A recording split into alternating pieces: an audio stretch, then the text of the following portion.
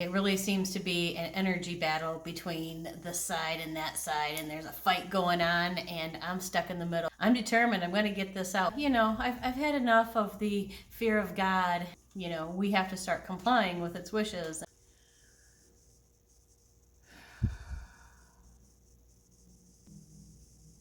What I consider to be the bilocation visions, and I don't know, different people may want to call it different things just depending on whether they're in science or energetics or whatever. But labels are labels. You have to call it something.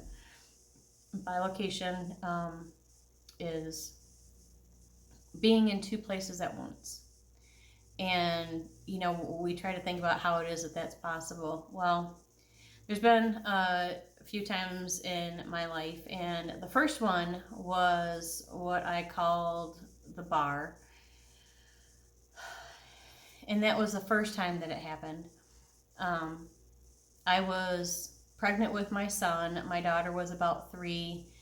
I was bedridden with placenta previa, which is where the placenta sits fully on top of the cervix. And anytime it is that you get up and walk, it rips and you bleed, and you can miscarry and bleed out and die, and all that stuff. So they had me bedridden, and it was about 11 o'clock at night, and I was in bed and awake, and this screen opened up on my ceiling, and it hung down, maybe 8 inches or so. And this is before flat panel TVs. This was back in 1994, and I thought, okay, well, this is weird. I've had a lot of different experiences up to this point. What's one more? When you start having different experiences with life, I guess we can call ghosts. Some people believe in ghosts and some people don't. Well, if you've seen a ghost, you believe in ghosts, and it's just not something that you can believe until you see it. So, and I think anything is like that, whether it's aliens, whether it's God or magic or whatever intangible thing that we can't get our hands on.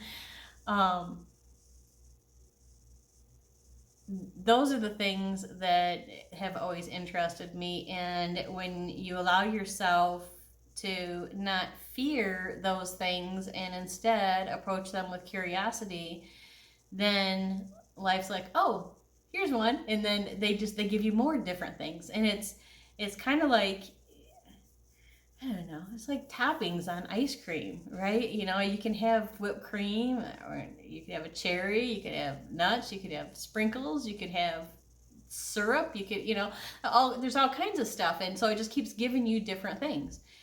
And so when this TV screen opened up on my ceiling, well, just off of my ceiling, I sat there and I watched it as this scene played out. And I'm like, well, I know that bar. And I'm like, that's my husband. And I'm like, who is that?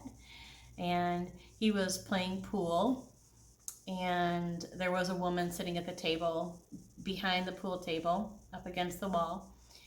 And after he took his shot, and she was drinking out of the drink that was on the table. And I thought, well, that was odd that there's only one drink there, but okay. And then when he was done with his shot, he went and sat down, and he picked up the drink and took a drink of it. And I thought, oh, motherfucker. Not the first time. And I was like, and as I watched them, they were very flirty. They were very much into each other. And I'm like, I can't believe I'm seeing this right now. Really? I'm bedridden with my son. I'm not allowed to get up and go anywhere, and this shit is going on. Wow.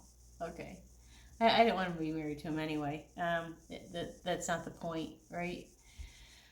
So since I knew where the bar was, I loaded up my daughter in the backseat of the car and strapped her in and drove to the bar. And when I got there, the parking spot right in front of the door, and the door had a light over it. That parking spot was available, and it didn't say handicapped, which I would have parked there probably anyway because I didn't plan on being there that long. And but it wasn't handicapped, so I pulled up there, opened up the door, and as I opened up the door, boom, there's the scene continuing to play out right in front of me. They were both still sitting at the table over that one drink, and I just thought, okay, I only saw up to this point. I don't really know what to do now. And so there was a booth just to my left and a little half wall, and then there were pool tables, a couple more, one or two more pool tables on the other side of that little half wall.